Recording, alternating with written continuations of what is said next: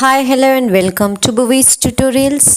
நாம் நேத்திக்கு பள்ளிக்கல்வித்துறை அனுப்பின ஒரு சர்க்குலர் பற்றி ஒரு லேட்டஸ்டான ஒரு வீடியோ அப்டேட் கூட போட்டிருந்தோம் ரிகார்டிங் 11th ஸ்டாண்டர்ட் அட்மிஷன் சம்மந்தமாக. அதுவும் அவங்களுக்கு கிளாஸஸ் வந்து ஜூன் 3rd வீக்லேயே ஸ்டார்ட் பண்ணிவிடுங்க அப்படிங்கிற மாதிரிலாம் பார்த்தோம்.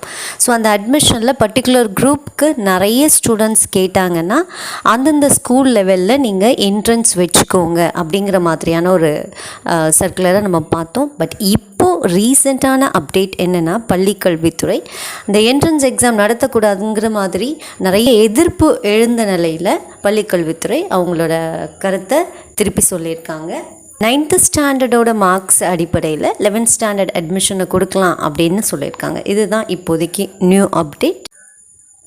அடுத்த நியூ அப்டேட்டோட அடுத்த வீடியோவில் பார்க்கலாம். தேங்க்யூ.